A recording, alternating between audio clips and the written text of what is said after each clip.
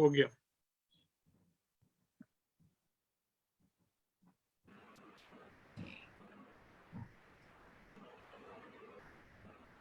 Welcome everyone to Expert Talk series today. And we are going to be exploring a very interesting topic, which is very, very pertinent to Kashmir particularly, because Kashmir has always offered brilliant journalists to the country. And today we are going to be talking about gender equality with respect to the entire field of journalism. And not to mention, we have with us a very experienced guest who will be our expert for the evening. But before we delve straight into getting to know our expert guest, I would want to I would want to introduce to you the concept of Expert Talk series, as we do every time.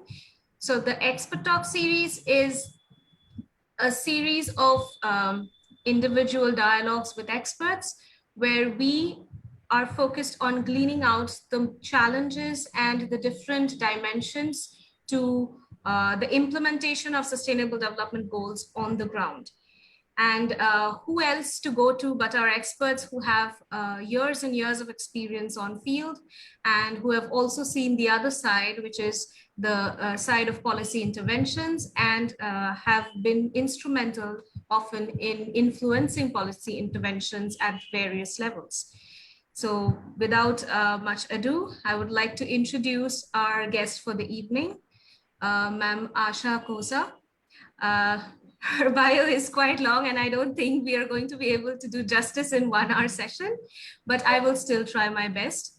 Ma'am Khosa is a multimedia journalist, having worked in print, news agency, TV and digital media for almost 35 years. Hailing from Kashmir, Ma'am Asha Khosa reported the conflict in Kashmir during the decade of the 90s, when insurgency was at its peak. She was based in Srinagar and reported widely on trends and day-to-day developments. She has also reported on the parliament, national politics, environment, gender issues, and Muslim affairs while based in Delhi. She has received a number of awards for impartial and daring reporting in Kashmir and is currently editor of a portal that reports on the social and communal inclusiveness of India. Ma'am Asha lives in Delhi. Besides national affairs, Ma'am Asha Khosa has also traveled to Pakistan for reporting. She was the only woman journalist covering Kashmir's insurgency while staying in Kashmir. It is an honor, ma'am, to have you with us today and to have you share your knowledge with us. From the bio with which I've introduced you, my first question obviously is something that would pique everyone's interest, especially a 90s generation kid like myself. Ma'am, you were someone who reported on the insurgency during the 90s. And even today, when we think of journalism as a career for women, and for women covering news from conflict regions, what was your experience like? How was Kashmir in the 90s? And what was your experience being a Kashmiri and reporting from Kashmir on the conflict? Thank you, Saloni, and thank you, J&K Policy Institute, for having me on this talk series. It's always nice to share one's experience with youngsters, with others, think tanks like yours, and that's the least a journalist can do apart from doing stories, share one's experiences. And well, Eid Mubarak to all of you. It's a very auspicious occasion today.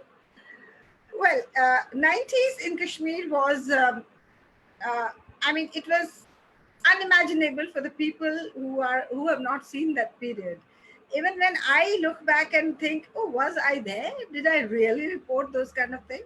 It was very explosive. It is like suddenly, how can I compare that situation? See, it's a cup of tea which is calm, and suddenly there's a storm in it. How do you handle it? It was like that. Kashmir was a very laid back, very cool, calm place where people will go and enjoy holidays, including us, the native Kashmiris. We'll also go for our vacations. Then suddenly there was I always tell people when I went to Kashmir, first of all, I had to learn the spellings of Kalashnikov. We had never heard that word, you know. We had to pick up, so I had to look into a dictionary. There was no internet back those days. So these terms, I mean, we all laugh. We say Kashmiris call surrender as cylinder because they had never heard these terms. Suddenly, everybody was a mujahideen, and they were all youngsters were showing eyes to the elders and telling them we are mujahideens, we are commanders. Everybody was in a gully. Everybody was a commander. There were processions, mm, in which thousands and thousands of people will be on the roads. For what? Uh, they would raise some slogans, and we will not know what is happening. There were abductions of people, important people, relatives of politicians. There was living in Srinagar, you could hear firing in the night all the time, and we were afraid what has happened. So eventually, in the night, hopefully nothing would happen. But in the day, there were encounters one after another, and we'll get us a trip from the police control room in the evening.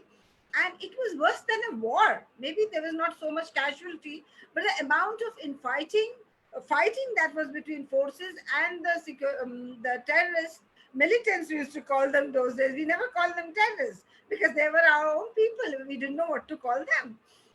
Later, the Pakistani and the foreign elements started coming in, and then we realized it's terrorism. It's not just a few boys who got up and they're angry, and so it was a terrible situation. The government had a kind of, I won't say failed, but even government didn't know how to respond. Probably nobody was prepared for it, and at times there'll be nobody. Suppose as a journalist, I want to call somebody and ask what has happened. They'll say, "Oh, idhar koi bhi nahi hai."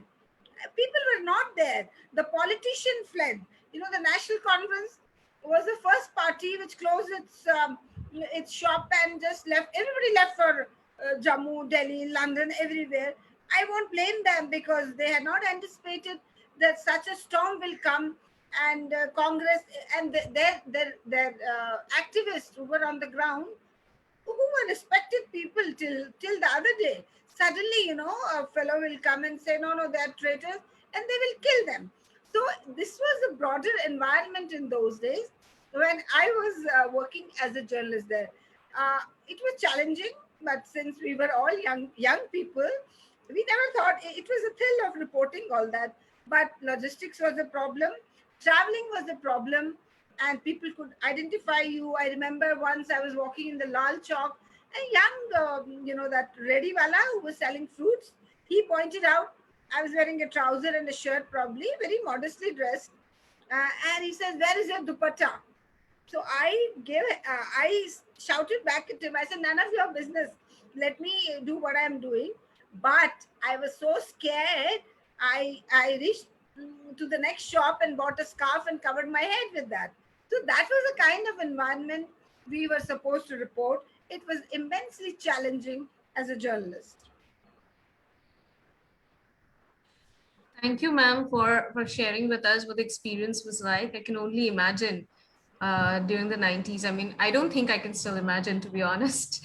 Um, the best we'd heard about was, I think, Barkhadat reporting on the Kargil war. That's all that I've heard, but that's like a lot later.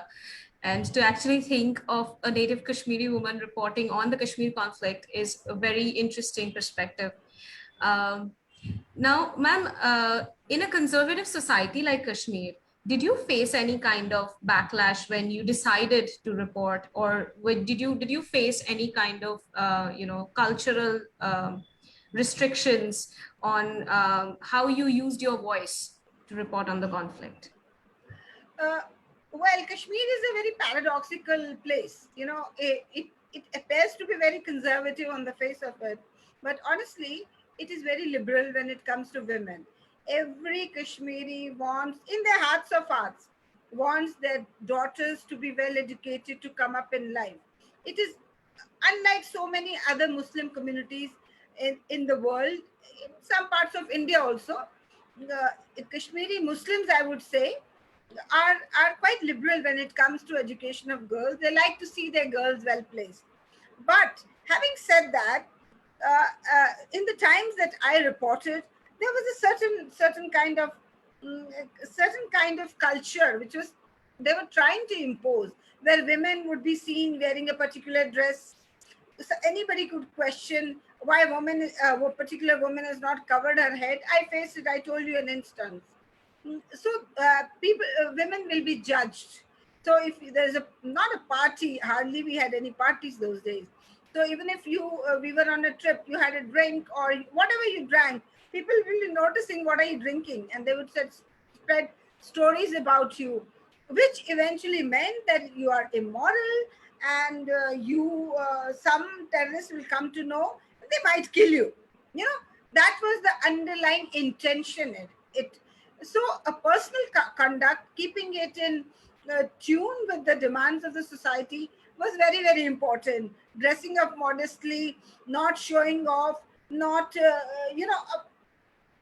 journalists don't generally show, but we will avoid having long conversations with people because one was not sure what is he trying to get from me. So it was socializing was absolutely avoidable. We would not like to socialize with people. These are all kind of tricks of the trade which we had developed, and we were these are all survival tricks we had been using. Having said that, people generally were very encouraging. So suppose I ask somebody, even hardcore person, that I want to interview you, he'll feel very honored. Not because I'm a woman or I belong to a particular religion. They would like to share their views with us, with me. I tell you, I have met militants, I have met their ideologues, I have met all kinds of people. They would like to share their information with us. So being a woman in that sense was not a restriction, because fundamentally Kashmiri Muslim society is a progressive society. But yes, I had to keep kind of what self-discipline, so that there are no stories that are flying around about myself. False or true, it doesn't matter. But your projection of your character, how you live, how you behave with others, that should be very positive, because it's a small society, and there are people, not because what I am, because somebody wants my job, somebody wants the house where I'm living in. Vested interests develop in such situations. So keeping your conduct very, very transparent, neat, was very, very important. So we were always concerned about two things. One is personal safety, for which we had developed our own tricks, like we'll not use the same routine every day, always covering your head, wearing a big goggle, not showing up at a place for a very long time. Me and my husband, we had even been threatened by terrorist group. I don't want to name them, because not because we had done anything, because we had written a simple news. So we lived with under that threat, and all our officers were saying, "You move out. What are you doing there?" But that was not fair. We stayed put, and we reported from that even during that threat period. But the only thing was we had to take care of our personal security, and also not allowing stories to be spread about us.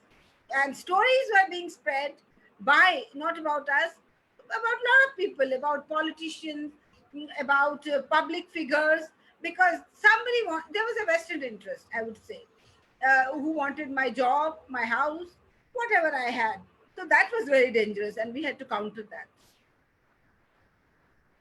Thank you so much, ma'am, for those insights. Now I'd like to move to more of your experience. So as you're a multimedia journalist who's worked in print and news agency, TV and digital media, so it's quite a broad range of experiences that you've had. So from a gendered lens, ma'am, how have your experience been on each of these platforms? What are the challenges or similarities? And how would you say women's voices are today being projected? How has it evolved from your experience over the last 35 years, ma'am? Broadly speaking, more women coming into journalism and society opening up more brings in more women narratives, their point of views. And I will always say, if a woman is reporting even a difficult situation like terrorism, insurgency, unrest, a woman looks at things quite differently. Just to give an example, there is an army camp, they invite all the journalists. We are all there, and it's a general usual goodwill camp. They do some civic work, and we go. It's a big opportunity for journalists to go and interact with the commanders, see what is happening locally. So everybody is there, but it's only a woman journalist, and a Kashmiri who is able to talk to local women and find out they all want, they are concerned because hospitals are not entertaining their sterilization operation. They are being, they're made to produce children after children, because the local militants, they have banned hospitals from conducting surgical operations, the sterilization operations. Men don't care about these things, but women care about these things because their health is involved, their psychology is involved. So they just come to me, and being a Kashmiri, I talk to them. There are other journalists, they don't care about these things.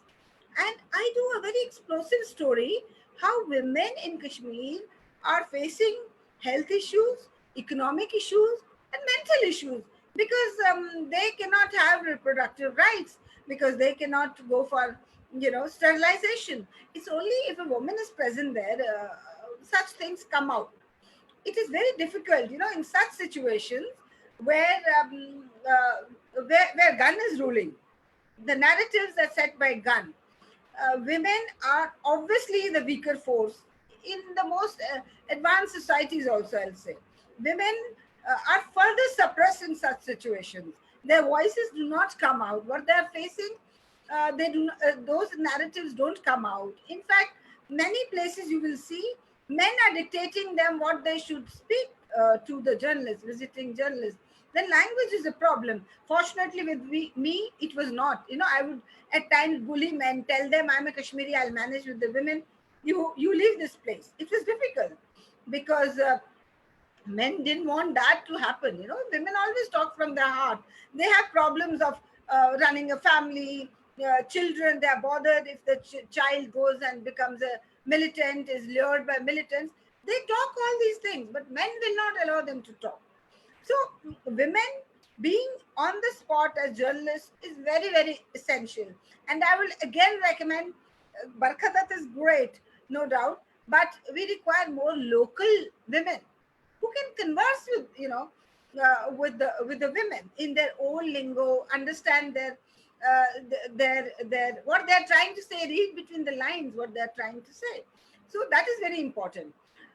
Well, coming to this, that how much, which medium is most important or I love most. Personally, I'm very partial to print media. I think print media has a depth that no other medium has. Earlier, when I was in the print media, and I would think, no, oh, television is a great medium. Oh, they show everything. You don't have to write, and television never lies. But sorry, the Indian television debates, the cacophony of television, it has ended that perception. And I know television can lie now. Plus, good television means investing a lot of money. Television news can never come without spending a lot of money. Unfortunately, the owners of television channels, they are not ready to spend that much money for impartial news gathering. So though there's a lot of, still youngsters think there's a lot of glamour attached to the television news. I have seen the in and out of it. I don't think there is much in television now. Of course, it has to evolve, and maybe eventually we'll have a better television. Right now, it's very bad. I think our radio remains very underexploited medium in Kashmir. Till I think till 10 years ago, radio used to be the prime medium. People would trust radio, and it was we have produced such great news readers, such great artists on Radio Kashmir Srinagar, I would say, which is AIR Srinagar. Um, but now in the digital era, radio has got somewhere lost. Its relevance is underutilized, which is a sad state of affairs. Digital media is a compulsion, and we are trying to make best of it. In a way, it's easier for women because you sit at a place, after you have had such an experience, you can look at the overall picture and do stories. At my stage, I think it is helping me, because running around, though I would love to do that in this Corona time, plus the the difficulty of traveling, it helps you have an overview of things. But anytime, print is my personal favorite. Thank you, ma'am, for letting us know and understand how the different mediums are different in the way they are able to even cover news and initiate discussions on different topics. Ma'am, one very curious question I have. Based on the story that you cited, that you had shared about women not being able to go through the sterilization processes. I suppose it was during the early 90s, probably, because you spoke about the militants not allowing the hospitals to do that. So I'm just curious, ma'am, when you wrote such a story, and it was during those times as a local Kashmiri woman who had spoken to local women, what was the response like to the story? And when I say response, I mean like local response to that story. What did you face after you wrote that from the different quarters? Well, my experience is that, even if there is a section of people who don't like you, who don't like that narrative to be written. But when you write, and you write with absolute honesty, after talking to people, uh, I'm just talking about Kashmir, they don't harm you. They know that you have written the truth. This is my experience.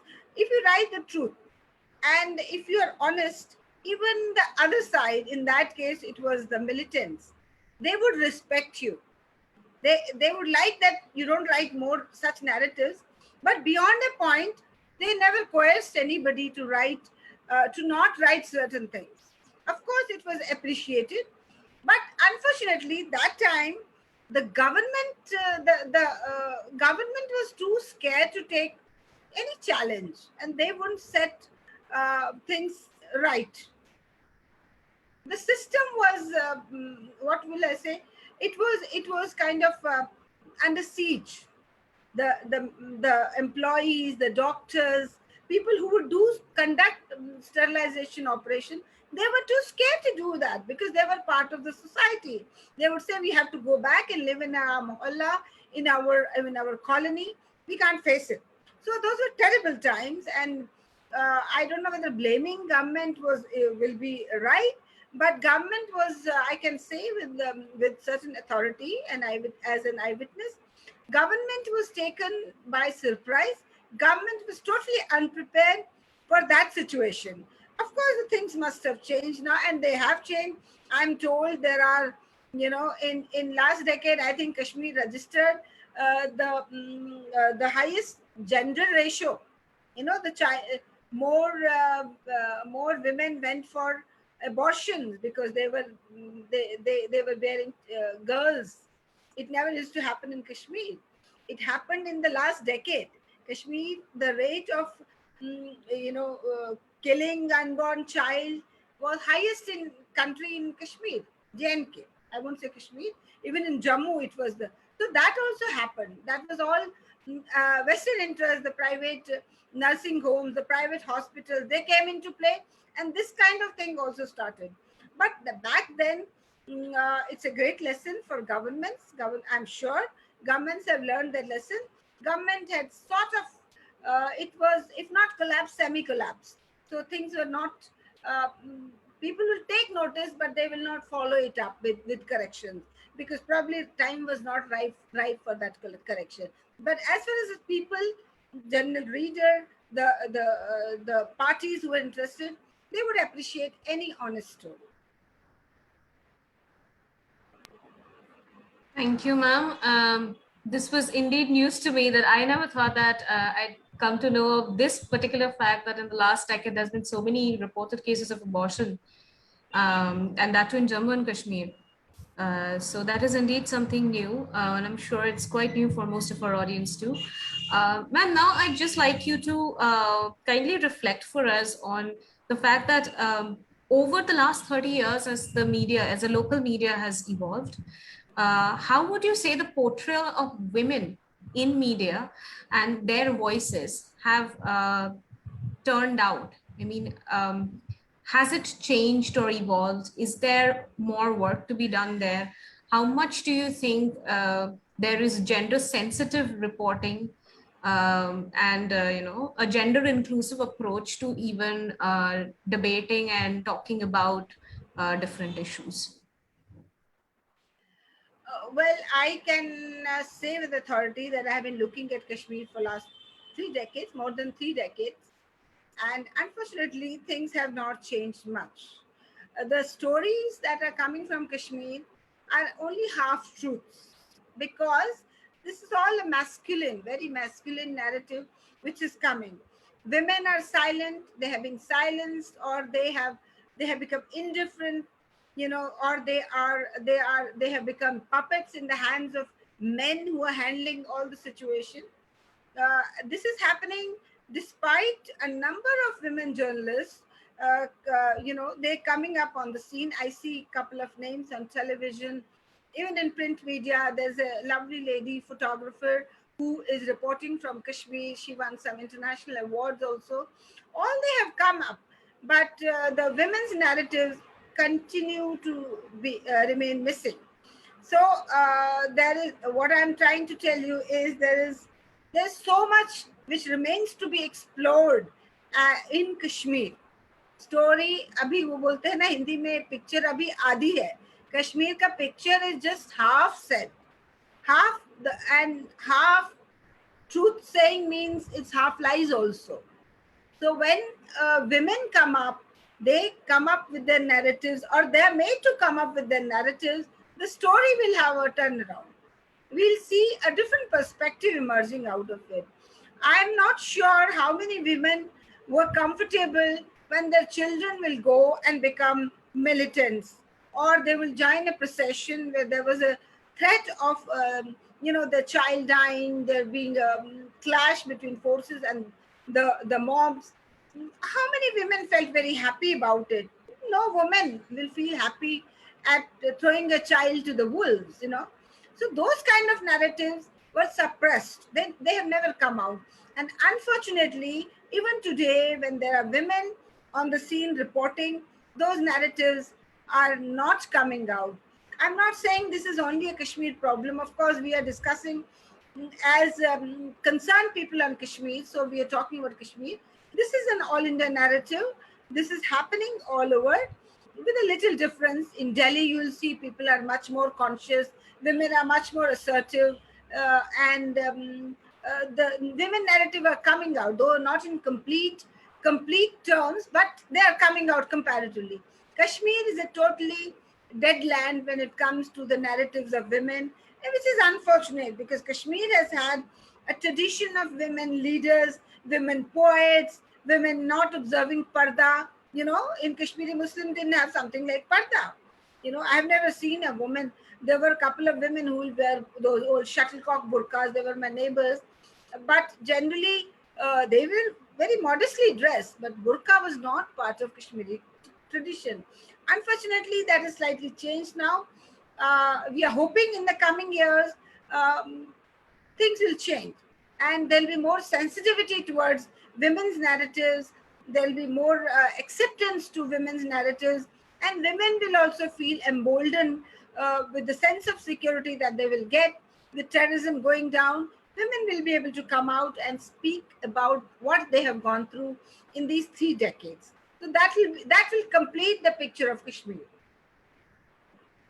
Ma'am, honestly, being a non-local woman who's been to Kashmir and even spoken with women and listened to women there, there's something that I noticed about a kind of hesitation to share, a hesitation to open up. It could have been because I am from outside, but even for a local woman like you, when you interviewed women and you spoke to them in their local native language, um, why would you say is there this silence even today? Why are women so hesitant and scared to share their story?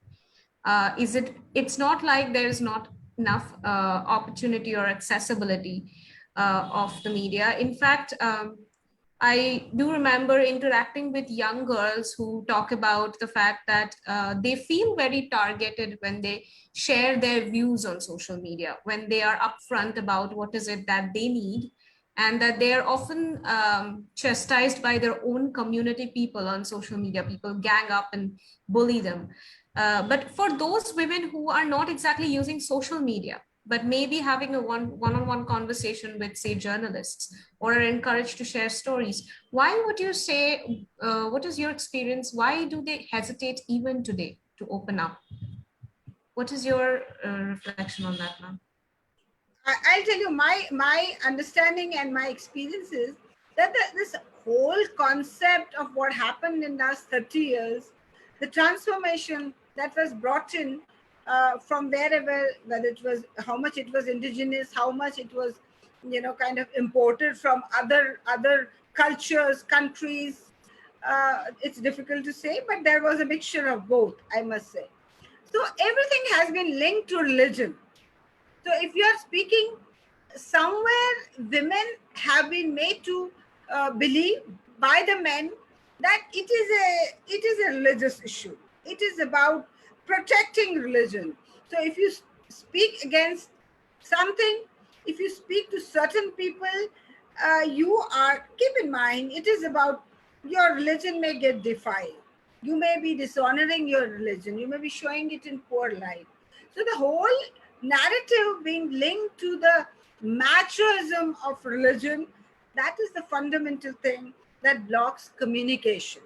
Immediately when Saloni goes and talks to them, when somebody else goes from Bihar, Bengal, or even local, and she tells them to tell the truth, so they don't speak up because they think that you have come to attack their religion. It is not their fault. They have been made to believe, they have been conditioned to believe that your religion is under siege, under attack. Whosoever is coming to get information, they are going to target your religion. Religion in entire South Asia, it's a very emotive thing. So when everything is linked to religion, people get very defensive.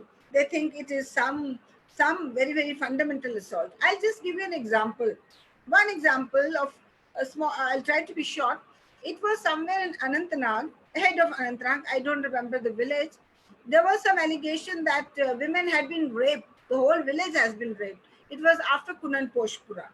So I and a journalist had come from Delhi. We went there. She was a non-Kashmiri. I happened to be Kashmiri. So we together went there. We wanted to meet the women who were allegedly raped. So all the men, as usual, they came and gherawed us. We will speak. Nothing doing. I pushed them literally from the house. I said, I'm a Kashmiri. I'll talk to them. And ultimately, it boiled down to the whole thing. There was, I think, one woman was what, not molested. Nobody was raped there. That is women's narrative. Nobody was raped. They were assaulted. They were physically, there was groping or something. They were manhandled by CRPF guy. That was a fact. But nobody was raped. So I asked these women, who was the eldest of them. I said, why did you say that? Why did you tell people that you have been raped? She says, we were called by our village elders. They told us that, you have to say this, that we have been raped. And you are a mother of 4 children, so nobody will do anything. So I asked them, I said, but doesn't it make you look bad in the eyes of others? She said, no, it was our own community. They said, oh, you are so poised to us. We know the truth. Anyway, how does it matter what others think of you? So you have to tell this story to people. They were simple village women.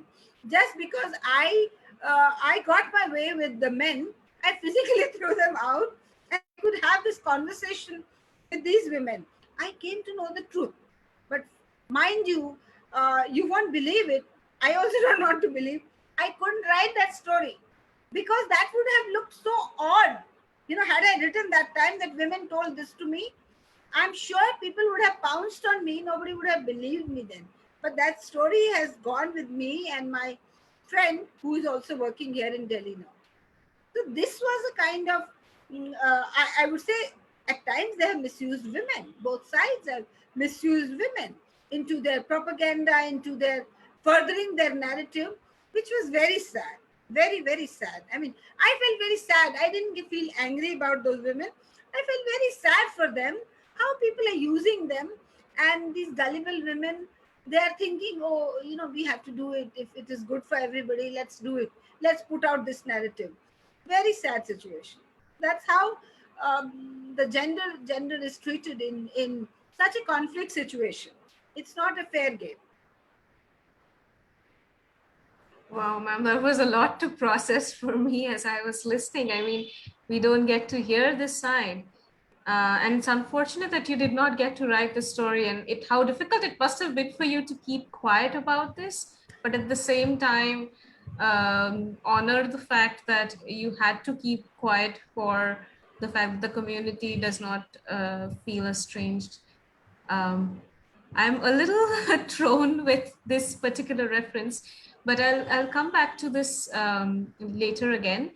Uh, when we talk about, say, a career in journalism for women, so I also see these days in my conversations with a lot of young people that most people, most kids, and particularly millennials in Kashmir, they all want to be journalists. Like 80% I have spoken to all want to be journalists. And that is what strikes me as interesting, that as an outsider, I've always held this view that somewhere that in Kashmir, probably what you can say is restricted because of the conflict location, because of strategic uh, imperatives. But then you have a new generation of journalists who are coming out of there, and whether or not they're trained adequately to be able to cope with their situation. And for women who would be reporting, you would obviously expect them to be gender inclusive and be more gender sensitive in reporting. So what would you say to women or young women who would probably want to choose journalism as a career? What would be your advice as a very senior and experienced journalist who is also a native Kashmiri and have worked in the thick of the insurgency in Kashmir? What would be your most, you can say, insightful guidelines or motivation points for such women? Yes, I also know there is a lot of clamor for journalists, Kashmiris to become journalists. Probably there are two reasons for it. One is that University of Kashmir was one of the initial universities to have a department of journalism and communication, and very able teachers there. Secondly, Kashmiri people are more media savvy than say people of Jammu. They have always been like that. They must know the latest news. They must know what has happened in UN. They must know what has happened in Palestine. Everything they must know. They're very news hungry people, and that is another reason. If I take a rebirth, I would love to be a journalist and a better journalist.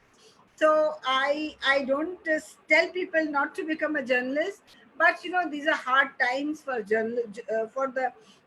for the profession of journalist, because it is a transition phase. Indian journalism is passing through a transition phase in terms of viability, in terms of its power to sustain itself. There's a big question mark on it. If I have a daughter, I will definitely tell her, oh, you have a lot of talent, but right now is not the time to be a journalist. But life cannot be stopped. It's a great profession. Particularly women must come out and become journalists. But my only request is that Kashmiri journalists, please don't stick to Kashmir, because Kashmir is ultimately a small 90-kilometer by 90-kilometer bowl of this land. Explore other avenues. If you are a good communicator, if you understand communication, the world is for you. Go work in other places. Go in Madhya Pradesh. Go in work in Tamil Nadu. Eat sambar dosa. Doesn't matter. Not always stick to Kashmir. So because there is only this much land and there's only this much scope. So it's always better for Kashmiri wannabe journalists to go and explore other lands, understand a bigger world, maybe then come back, launch your own ventures. But first get exposed. Don't become frogs in the well. You grow up in Kashmir, you think Kashmir is the center of the world, and then you report to the rest of the world about Kashmir from your that limited perspective. That is not helping neither for the truth to come out, nor them to grow as journalists. People must grow, you know. Like I have lived 10 years in Kashmir, I've reported. Had I continued to live there, I would not have grown up as a journalist. So it's always better to come out of Kashmir, have an experience. I can bet you there are a lot of Kashmiri journalists who have never gone to Ladakh and reported. There are a lot of Kashmiri journalists who have never gone to Jammu and reported. You know, Jammu is such a thriving city. You know, it is so much economic activity happening, a different culture. I'm not sure how many Kashmiri journalists are familiar with that. So that is unfortunate, you know. Not become frogs in the well. My advice to them will be embrace other cultures, at least open up to other cultures and come back. Maybe at some stage everybody wants to come back and live in that beautiful place called Kashmir. Even I would love to come back and live there. But before that, look at the bigger world, understand bigger world.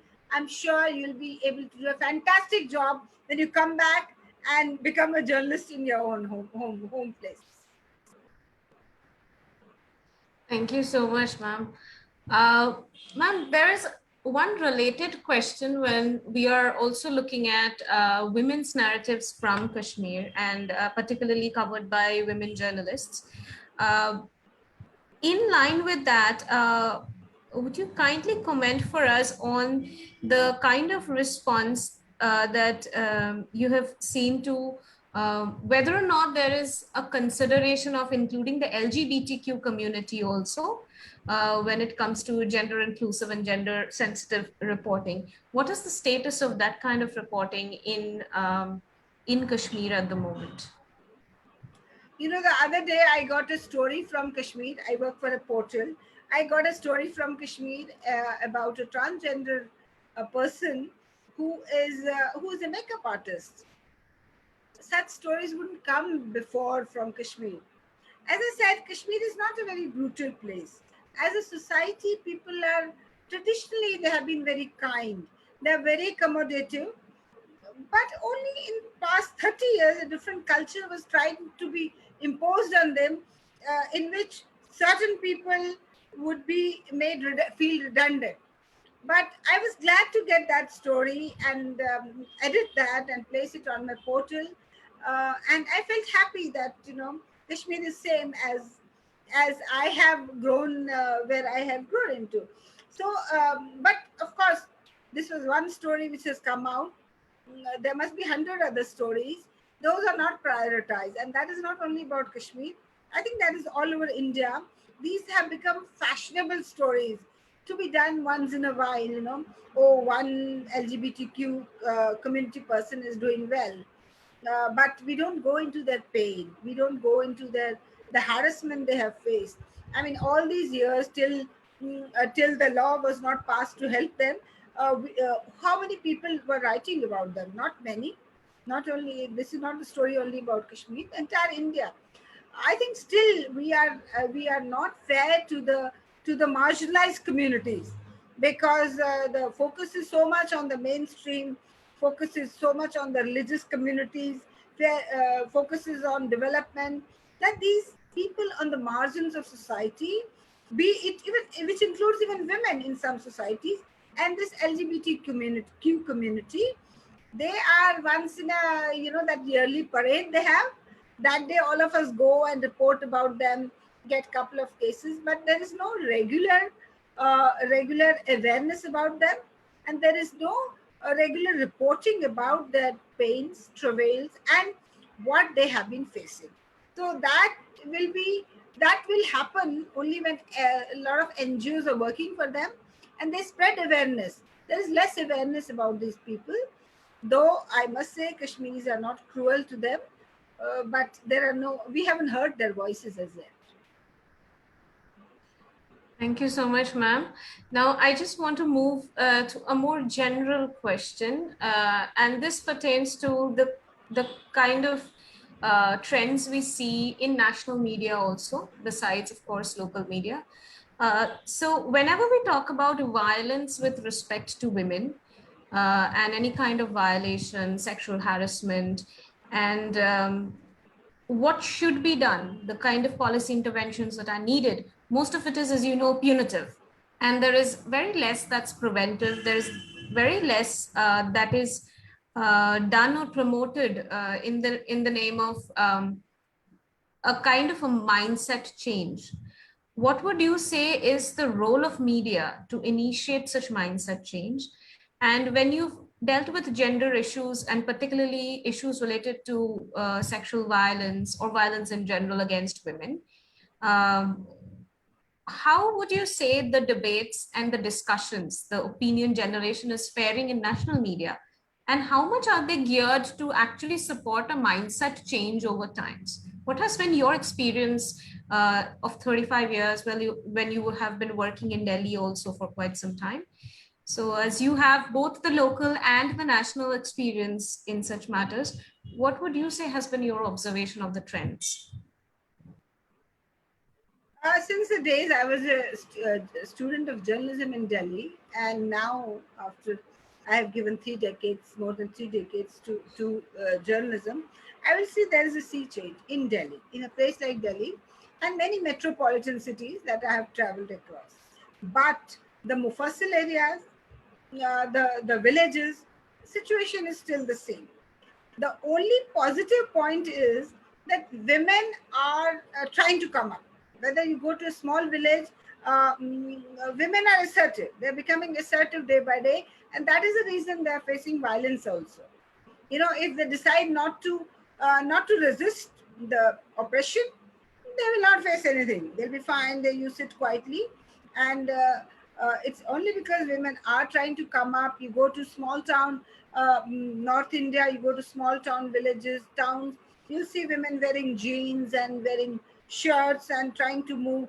Very, taking those bags and going to work in small towns, which is a sign of empowerment. So what I'm trying to say is, while there is a movement and understated movement of women for freedom, for equality, the media has somewhat failed them, in the sense that media, of course, we get into the occasional spasm when we, ferociously debate about women's issues. When Nirbhaya happens and the whole Delhi is whole country is up in arms against the system. That's it. There's no consistency. There are no follow-ups. In journalism, we are taught that you can miss a story. You know, a journalist can't be everywhere. So you can miss a story that may not be your fault, but if you don't follow it up, that's your fault. Same holds true for the media. If there is a Nirbhaya and there is for 2-3 months there is a lot of commotion because of that, there is a lot of agitation, and then everything is dead. Everything can be dead. People get tired and they will move out and government act, which is fine. But it is the responsibility of the media to follow it up, to take everything to the next level. Whether the Nirbhaya fund has been used or not used, that should not come after 3 years. That should come after 6 months. So there is no consistency, because what happens, Saloni, it's a harsh fact that uh, media houses, the newsrooms are also dominated by men. So the male narrative वहाँ भी चलता है.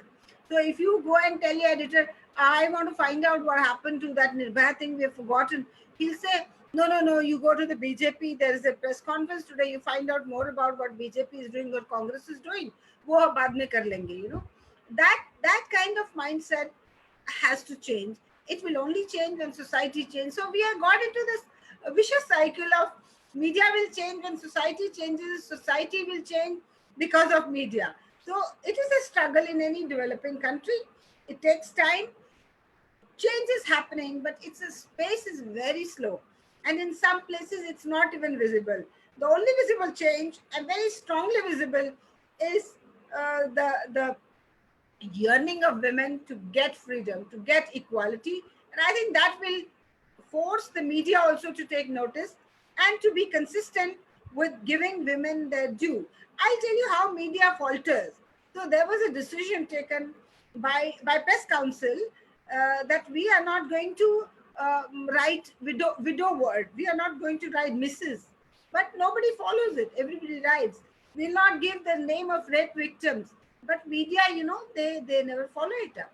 So maybe in coming days we'll see some change because women want a change. That will force the media to change. Ma'am, as we round up our discussion for the evening, my last question to you would be along the lines of how do you think there could be perhaps policy interventions and even changes with respect to the law related to the media to make it more, gender neutral and to create a space for more equal and inclusive reporting? What would you say would facilitate that process? What kind of changes can be made? What kind of laws should be there if they aren't instituted yet? And what needs to change in the existing legal system in the policy field so that it supports and facilitates more gender inclusive reporting and obviously gender sensitive reporting? Well, as such, the government, the policy making doesn't have much influence on the composition of newsrooms. You see, the more journalism remains away from government policies, better it is for journalism.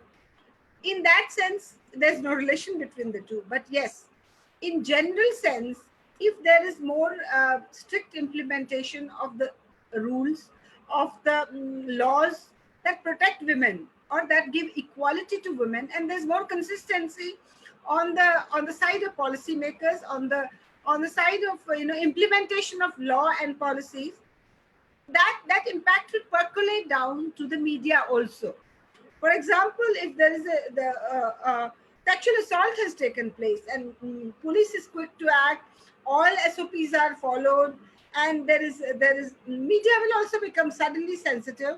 They become kind of alert that we also have to perform our role consistently. They will not give the name of a rape victim. There'll be more sympathetic reporting to a rape victim's version or whatever is the truth of the story. So it is all interrelated, though policy making doesn't have a direct bearing on reporting. Indirectly, it has.